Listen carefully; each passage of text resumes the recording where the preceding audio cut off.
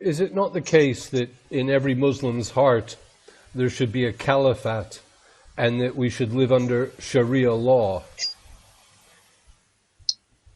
When you study eschatology, you would know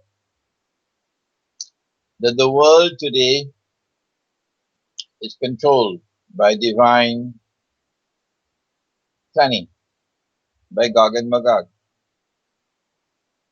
And those who control power in the world today are the ones who are responsible for the destruction of the caliphate. And that they will never allow the caliphate or the Khilafah to be restored. No. But they know that it's in the heart of all Muslims to live lives which are faithful to Allah and to His Messenger. That is what every Muslim has in his heart. That we want to be faithful to our religion.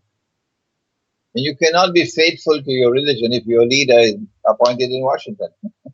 No. You are faithful to your religion when your leader is appointed by you and he is responsible. That's what the Zionists want. They want to rule over you. So what they do is they take control of your government. What the Western world has done, the Zionists have done, is knowing that Muslims have this in their heart, that they want the return of the Caliphate, to the Khilafah. And knowing that the time is now running short for Israel to wage a big war, which will witness a territorial expansion of the state. You know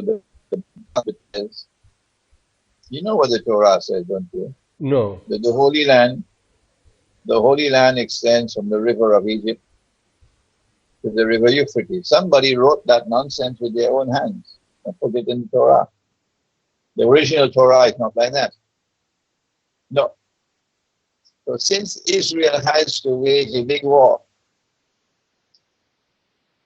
so that the territory of the state of Israel will expand dramatically to encompass these false biblical frontiers, Israel has to create conditions that would allow her to wage that big war while yet not appearing to be a bully and an oppressor and look bad in the eyes of the world. So this is what I explained in my lecture 12 years ago in Sydney, is to create conditions which would allow the world to feel that Islam is rising once again as a force in the world, and that an Islamic caliphate is returning, and that the Muslims are going to now slaughter the Jews in Israel. And if Israel does not do something to defend itself, Israel will be destroyed. And more than that, all of mankind are now going to be threatened by this evil force called Islam. It's a propaganda offensive. And in order to succeed with that propaganda offensive, you don't need more than $1 worth of intelligence to realize that they manufactured ISIS. And they're the ones who programmed ISIS to claim that they are now the caliphate or the Khilafah. It's all part and parcel of the master plan, which will allow Israel to eventually wage a war that's already pre-planned. And Israel has all the weapons and the technology that the Arabs don't have to be able to wage that war and to be able to inflict horrendous damage on largely defenseless people who don't have the kind of weapons that Israel has.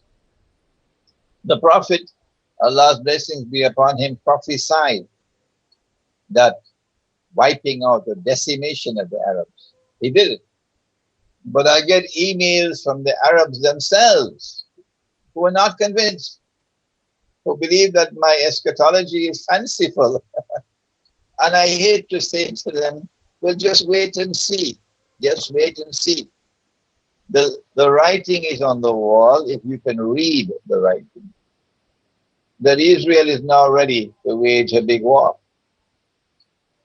But before Israel can wage a big war of territorial expansion, to establish a political and economic dominion over the Arab world in particular. There's one big impediment in the way. And that big impediment is the two superpowers, the NATO alliance and Russia. That's the impediment. And in order to get rid of this major impediment, these two have to be put to fight with each other and destroy each other. A war of mutual destruction. That's the planning. That's Armageddon. That's the Malhama.